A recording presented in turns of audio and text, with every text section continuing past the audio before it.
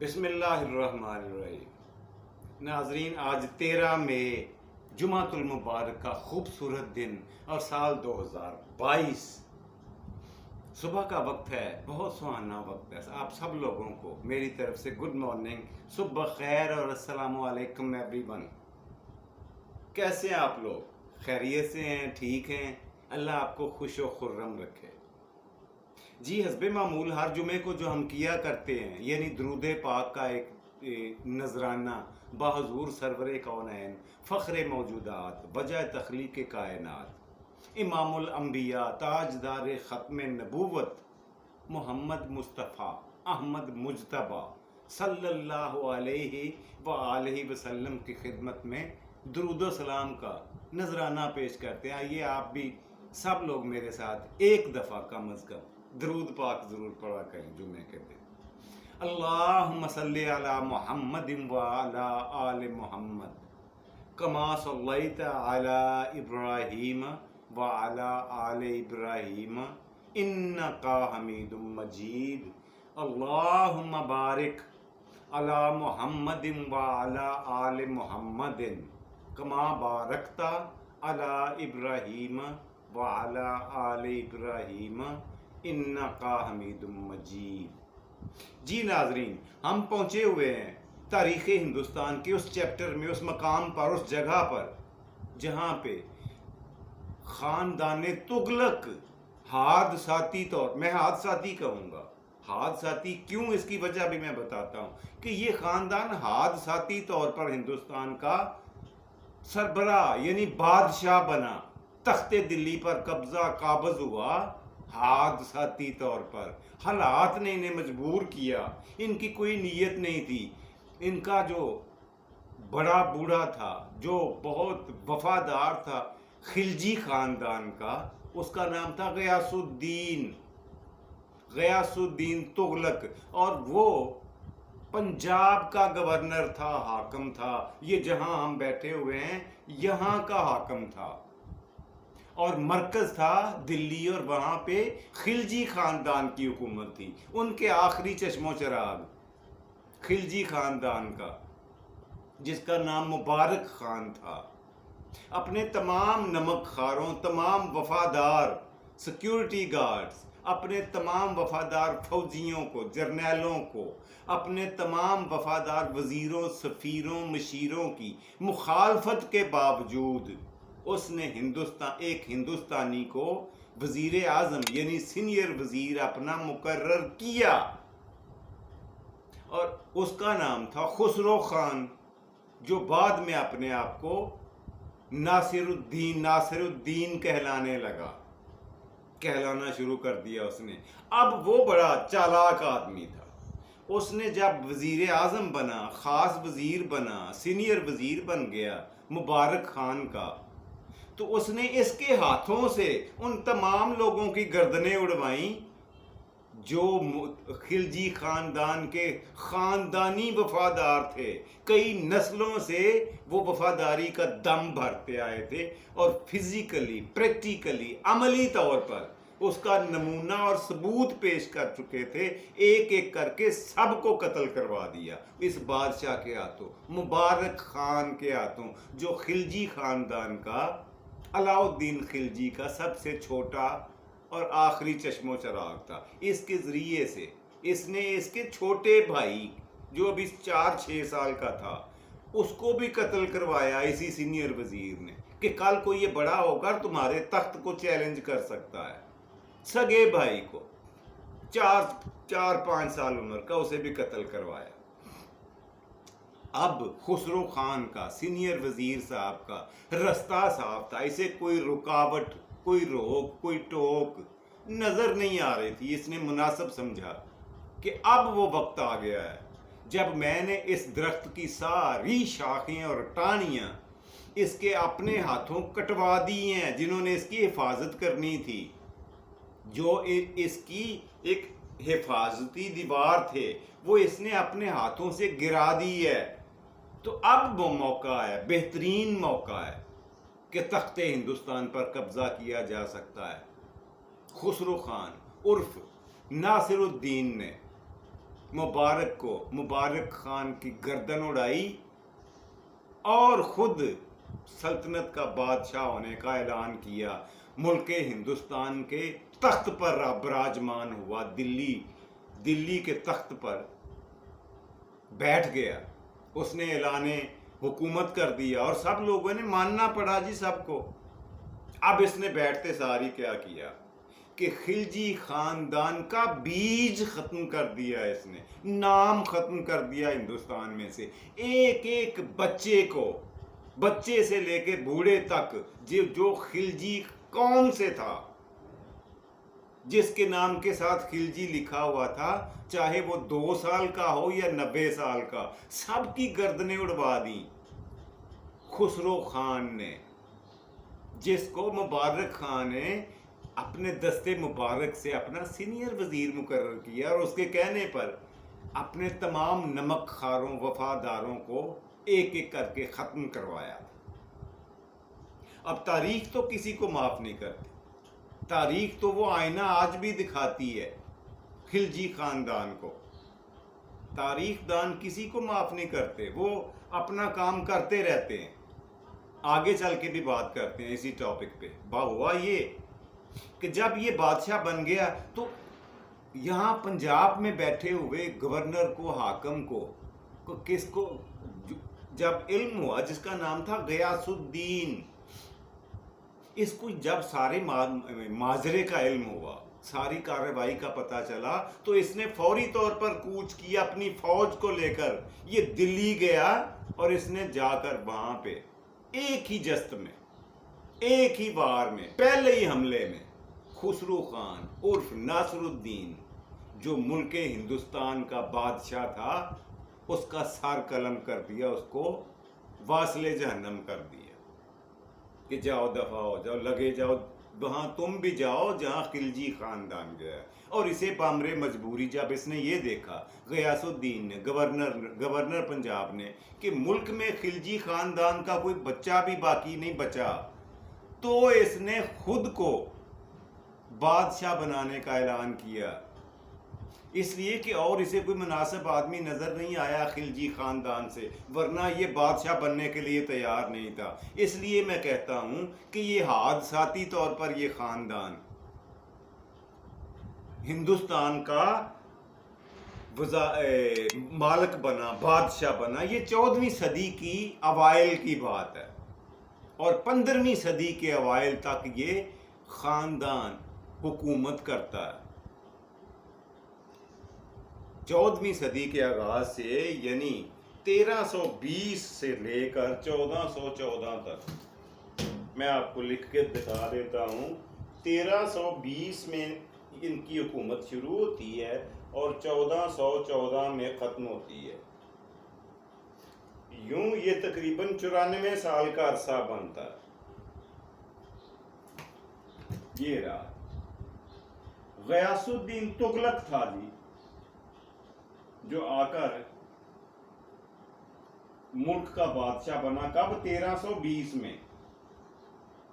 اچھا، یہ غیاث الدین تغلق بذات خود بلبن خاندان کے ایک ترک غلام کا بیٹا تھا. ترک غلام تھا اس کا باپ، اور اس کا بیٹا تھا. یہ خلجی خاندان میں آ کر ترقی پاتے پاتے گورنر اور حاکم بن گیا پنجاب کا. اس نے بدقسمتی سے صرف اس کی حکومت 5 سال تک چل پائی. only 5 years. غیاث الدین تغلق 5 سال کے بعد یہ قضائے الہی سے وفات پا گیا. اب یہاں سے ہندوستانی قوم کی بدقسمتی کا آغاز ہوا. اس کا بیٹا غیاث الدین تغلق کا وہ بادشاہ بنا جو ملک کے لیے، عوام کے لیے، رعایا کے لیے، پبلک کے لیے، عوام کے لیے کسی عذاب سے کم نہیں تھا. یہ اس کا بیٹا کیا تھا؟ ایک مصیبت کی پڑیا تھی. اس کا اصلی نام تھا جونا خان. میں آپ کو لکھ کے دکھا دیتا ہوں. اصلی نام تھا اس بندے کا جونا خاندان. जूना तुगलक, जूना तुगलक ये इसका असली नाम था, लेकिन इसने बादशाह बनने के बाद अपना नाम रख लिया मोहम्मद तुगलक, कि मुझे इस नाम से लिखा और पुकारा जाए। ये 325 में काबज हो गया जी, अपने बाप के मरने के बाद, मोहम्मद तुगलक। और ये बदकिस्मती का ये दौर हिंदुस्तानियों का बड़ा तवील होता गया। इसने 27 साल मुल्क हिंदुस्तान पर हुकूमत की, 27 ईयर्स, इतना लंबा अरसा। और कत्लो गारत गरी इसका महबूब मशगला था, बहुत पसंद करता था। इसकी बातों से ही दहशत और वहशत आती थी। मुल्क हिंदुस्तान में पूरे मुल्क के अवाम इसे खूनी सुल्तान के नाम से याद करते थे, इसका नाम लिया करते थे खूनी सुल्तान। यानी कत्लो गारत गरी इसके लिए एक मामूल की बात थी, लेकिन कत्ल भी किनको? अपने शहरियों को, निहत्ते लोगों को, कमजोर लोगों को, जिनका कोई वाली वारिस ना हो, जिनका कोई लड़ने मरने वाला कोई ना हो, अपनी ही अवाम को कत्ल करने का बड़ा शौकीन था। इसके 27 साल हिंदुस्तानी अवाम के लिए 27 सदियां साबित हुए, इसलिए कि एक एक दिन, एक एक रात, एक एक हफ्ता, एक एक महीना उनके ऊपर पत्थर की तरह गुजर रहा था। वो कैसे, मैं बताता हूं। जब ये हिंदुस्तानी कौम की अपनी अवाम की कत्लो गारत गरी तो बड़ी फराख दिली से कर रहा था। हिंदुस्तान के ऊपर पहले भी हमले होते आए, मंगोलों के, मंगोल से उठे हुए मुगलों के पहले भी हमले मैंने आपको बता चुका हूं कि कई दफा वो हमला आवर हुए। इसकी हुकूमत में जब उन्होंने हमला किया तो मौसूफ ने, मोहम्मद तुगलक ने लड़ने की बजाय, जंग करने की बजाय, अपना दिफा करने की बजाय उनके साथ टेबल टॉकिंग की, मुज़ाकरात किए, और मुज़ाकरात की मेज पर सुलह की शर्त पर, अपनी जान बख्शी की शर्त पर, वो यार एक सेकंड, एक मिनट, एक दिन लड़े बगैर अपनी शिकस्त तस्लीम कर लेना और कहना, मान लिया, लिख के दे दिया कि मुल्क में मौजूद शाही खजाने में जितनी भी अमाउंट है, जितनी अजनास, सोना, चांदी, हीरे जवाहरात और कीमती मोती, पत्थर, जो कुछ भी है, वो सारा कुछ आप ले जाओ और हमें कुछ ना कहो। ये थी जी इसकी बहादुरी, ये थी इसकी दहशत, ये थी इसकी वहशत। तारीख नहीं किसी को माफ करती। तारीख आज भी तुगलक खानदान को आईना दिखाती है, कहती है ये भी तुम्हारा चश्मो चिराग था, तुम्हारा फर्जंदे अर्जमंद था, तुम्हारा ही बोया हुआ एक बीज था। उन्हें शीशा दिखाती है तारीख तुगलक कौम को। फिर इसने 27 साल अपनी कौम के माथे पर कलंक का टीका साबित हुआ। 27 साल तक इसने नाक में दम किए रखा। अब सारा खजाना मुगल ले गए, मुल्क हो गया कंगाल, मुलाजमीन को देने के लिए तनख्वाहें ना बची, खजाना तो खाली हो गया, 000। वो सारा खजाना लेकर ऊंटों पे लोड करके मुगल फौज वापस चली गई। उन्होंने कहा अब हमें यहाँ हुकूमत करने की ज़रूरत नहीं है, जो चीज़ यहाँ पे सबसे कीमती थी वो हमें बगैर लड़े मिल गई है। वो बड़ी खुशी से हंसते हंसाते वापस चले गए। अब यहाँ पे नौबत फाकों की आ गई हिंदुस्तान में। फिर इसने ये किया कि इसके पास मुलाजमीन को, फौजियों को देने के लिए तनख्वाहें तक न बची, और सिक्का जारी करने के लिए, रुपए पैसे यानी करेंसी जारी करने के लिए चांदी बाकी ना बची, सारी ले गए वो। फिर इसने ये किया कि तांबे के सिक्के जारी किए मोहम्मद तुगलक ने।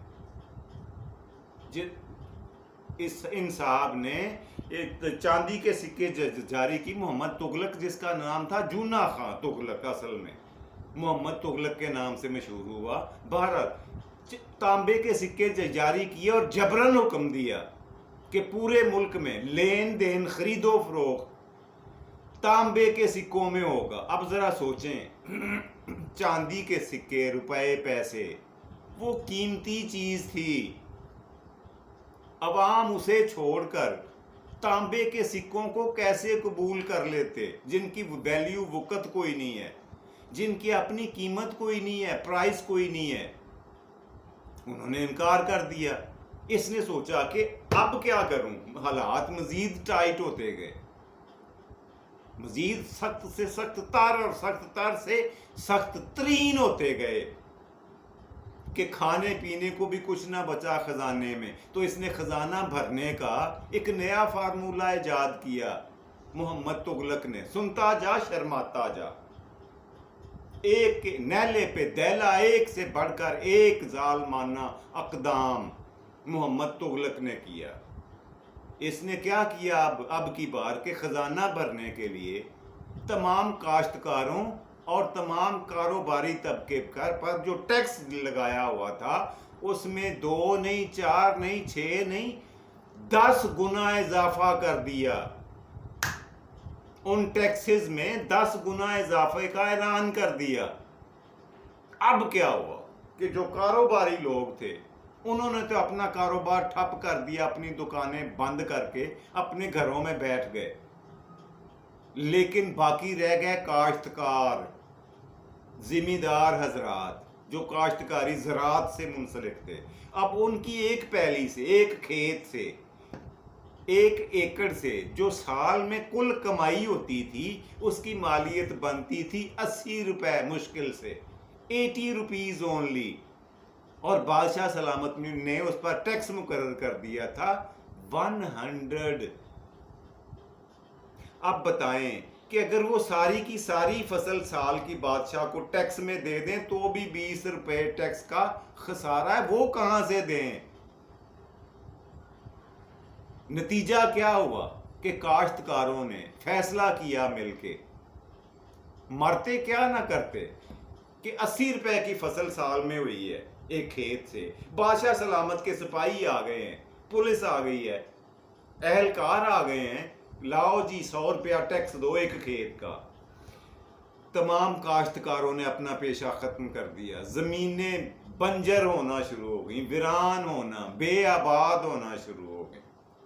انہوں نے کھیتی باڑی چھوڑ دی. اس نے جبرن کھیتی باڑی کروانا شروع کی کہ جن جن لوگوں نے کھیتی باڑی چھوڑی ہے ان کو بولو یا تو مرنے کے لیے تیار ہو جاؤ یا پھر اناج کی کاشتکاری کرو، اس لیے کہ ملک میں فاقہ آ جائے گا. ملک میں کھانے پینے کی کمی اور قلت ایسی آئے گی، عوام بھوک سے مر جائیں گے. اب کیا تھا، ان کے لیے اپنے گھروں میں بھی محفوظ نہیں، تحفظ کوئی نہیں تھا کاشتکاروں کے لیے. انہوں نے اپنے گھروں سے اپنی فیملیز کو لیا، اپنے بیوی بچوں کے ساتھ جنگلوں میں جا کر رہنے لگ گئے، غاروں میں جھونپڑیاں بنا کر یا پھر غاروں میں رہائش اختیار کر لی. کیونکہ رہائش شہروں میں دیہاتوں میں رہنا، زندہ رہنا ممکن نہیں رہا تھا. یہ تھا محمد تغلق، دوسرا بادشاہ تغلق خان کا. 27 سال تک حکومت میں رہا.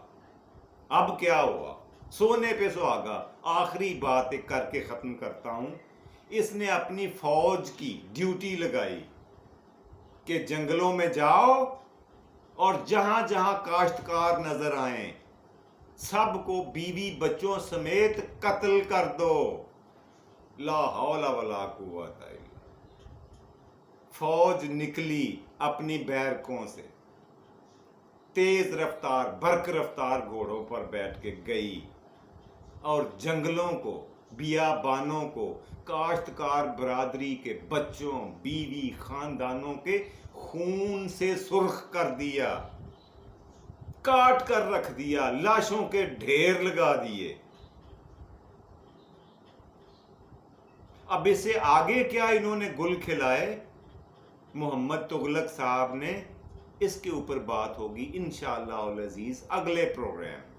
کیونکہ آج مجھے کیمرے کے پیچھے سے اشارہ ہو رہا ہے کہ جی پہلا سیگمنٹ کلوز کر دیں، ورنہ میرا دل کر رہا تھا ابھی بولتا جاؤں، آپ کو سناتا جاؤں کہ سنتا جا اور شرماتا جا، کیسے کیسے ہمارے مسلمان حکمران آئے ہندوستان پر اور کیسے کیسے کارنامے سر انجام دے کر جاتے رہے. لیکن کیا کریں، ان چیزوں کو بیان اس لیے کرنا پڑتا ہے کہ تاریخ کی کتابوں سے انہیں مٹا کیسے سکتے ہو، غائب کیسے کر سکتے ہو، کون ان کو تاریخ کی کتابوں سے پھاڑ کر باہر پھینک سکتا ہے. ان کو پڑھنا پڑے گا، انہیں قبول کرنا پڑے گا، انہیں فیس کرنا پڑے گا. جو بھی تھے تو ہمارے ہی پیش رہو نا. جی بہرحال آج کے پروگرام کا پہلا سیگمنٹ یہیں پہ ختم کرتے ہیں. پروگرام کا دوسرا اور مزیدار سیگمنٹ، آج کا لفظ بڑا مزیدار لایا ہوں آپ کے لیے. آپ سن کر خوش ہوں گے، دیکھ کر راضی ہو جائے. یہ لفظ ہے جی، کیا لکھا ہے میں نے،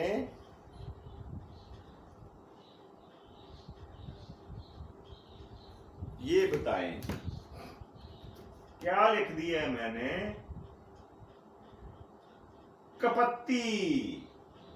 کپتی لکھا ہے. کپتی کا کیا مطلب ہو؟ اچھا، کون ہے جس نے اپنی زندگی میں، ہم میں سب میں سے، جس نے یہ لفظ سنا نہیں، پڑھا نہیں، لکھا نہیں یا کہیں دیکھا نہیں؟ سبھی نے دیکھا ہے، پڑھا ہے، سنا ہے. کپتی کسے کہتے ہیں؟ کپتی کہتے ہیں اس عورت کو جو جھگڑالو ہو، بات بات پر جھگڑتی ہو، اسے کہتے ہیں کپتی. لیکن یہ کپتی لفظ سنسکرت کا ہے، اس کا مطلب یہ نہیں ہے. حیرت کی بات سنیں، یہ دیکھیں، یہ پہلے لفظ تھا پتی. ہندی کا ایک لفظ ہے پتی، اور یہ پتی نکلا ہے پت سے. یہ بھی سنسکرت کا لفظ ہے پت. پت کا مطلب کیا ہوتا ہے؟ پت یار عزت. کس نے تو میری پت اتار دی ہے، عزت اتار دی ہے. سنسکرت میں پت لفظ استعمال ہوتا ہے عزت کے لیے. ٹھیک ہے، یہاں تک کلیئر؟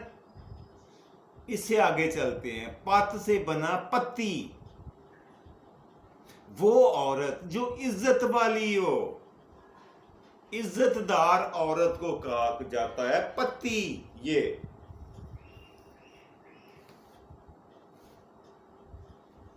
اب سنسکرت گرامر کا ایک اصول ہے کہ کسی بھی لفظ کے ساتھ اگر ہم شروع میں کاف لگا دیں تو وہ اس لفظ کا الٹ بن جاتا ہے، بالکل مخالف، اپوزٹ. کاف لگانے سے کیسے، میں آپ کو بتاتا ہوں. ایک لفظ مثال کے طور پر لے لیں، پوت. پوت لفظ ہے سنسکرت کا. پوت کہتے ہیں اس بیٹے کو جو ماں باپ کا فرما بردار ہو، کماؤ ہو، فرنتل نہ ہو، اسے پوت کہا جاتا ہے. اس کے ساتھ آپ شروع میں لگائیں کاف تو یہ بن گیا کپوت. کپوت کا مطلب نکھٹو بیٹا، نکما بیٹا، نافرمان بیٹا. کپوت یہ کاف لگانے سے ہوا ہے. اسی طرح سے ہم نے کاف لگانا ہے پتی کے ساتھ. پتی عزت دار عورت، اور اس کے ساتھ جب ہم نے یوں کاف لگائی تو یہ لفظ کیا بن گیا؟ یہ کپتی. کپتی کا مطلب وہ عورت جس کی اپنی کوئی عزت نہ ہو، کوئی مرتبہ، کوئی مقام، کوئی عظمت نہ ہو، لتھی چڑی کی اسے کچھ کوئی نہ ہو، اسے کپتی کہا جاتا ہے. جھگڑالو ہو یا نہ ہو، اسے نہ اپنی عزت کا خیال ہوتا ہے نہ اگلے کی عزت کا، اسے کہتے ہیں کپتی. کچھ سمجھ آئی آپ کو؟ اگر آپ کو سمجھ آ گئی ہو تو ویل اینڈ گڈ، اگر نہیں سمجھ آئی تو کمنٹس میں لکھ بھیجیں، میں دوبارہ سے اسے ایکسپلین کرنے کے لیے تیار ہوں کہ یہ پتی سے کپتی کیسے بنتا ہے. یہ گرامر میں ہے، سنسکرت کی گرامر کا اصول ہے کہ کسی کی بھی لفظ کے ساتھ کاف لگائیں وہ الٹ بن جاتا ہے اس کا مطلب. جی یہ تھا آج کا لفظ جو میں آپ کی خدمت میں پیش کرنا چاہ رہا تھا. امید ہے آپ کو اچھا لگا ہوگا اور پسند بھی آیا ہوگا. اب چلتے ہیں پروگرام کے تیسرے اور آخری مزیدار سیگمنٹ کی طرف، آپ سب کا پسندیدہ سیگمنٹ آج کی بات. آج کی بات جو میں آپ سے کرنے جا رہا ہوں، جو میں نے چنی ہے، جو میں نے منتخب کی ہے، وہ یہ ہے سائن کہ غور کریں، ذرا سوچیں کہ دوسروں کو واعظ و نصیحت کرنے کے لیے، دوسروں کو درس و تدریس کا کام کرنے کے لیے، دوسروں کی اصلاح کرنے کے لیے آپ کے کلام میں، آپ کے انداز تکلم میں، آپ کے سٹائل آف ٹاکنگ میں مٹھاس اور نرمی کا ہونا بہت ضروری ہے، بہت ضروری ہے. اگر آپ کے انداز تکلم میں، انداز گفتگو میں نرمی نہیں ہے، خوش خوئی نہیں ہے، مٹھاس نہیں ہے، تو پھر آپ یہ کام بالکل نہیں کر سکتے. آپ کے بس کا یہ روگ ہی نہیں ہے. وجہ پتہ ہے کیا ہے؟ وجہ یہ ہے کہ درس و تدریس، واعظ و نصیحت جب کسی کو کرنی ہو تو اس کا ایک ہی مقصد ہوتا ہے، اور وہ مقصد ہوتا ہے سامنے والے کے دل پر دستک دی جائے. یہ مطلب نہیں ہوتا کہ اس کے دل کے دروازے کو توڑ مروڑ کر پھینک دیا جائے. یہ تھا جی آج کا بات، آج کا نقطہ جو میں آپ کے گوشت گزار کرنا چاہ رہا تھا. امید ہے آپ سمجھ گئے ہوں گے. یار بتا دیا کریں اگر کسی بات کی سمجھ نہ لگی ہو تو کمنٹس میں لکھ دیا کریں، میں اسے ری ایکسپلین کر دوں گا. دوبارہ تشریح کرنے میں مجھے کوئی آر نہیں ہوتی، کوئی اعتراض نہیں ہوتا. اس کے ساتھ ہی آج کا پروگرام ختم کرتے ہیں. اپنے میزبان جاوید اقبال کو دیجیے اجازت، انشاءاللہ بشرط زندگی شام کے پروگرام میں پھر سے ملاقات ہوگی. خوش رہیں، خوش رکھیں، اپنا اور اپنے پیاروں کا ڈھیر سارا خیال رکھا کریں. خدا حافظ اور پاکستان زندہ باد.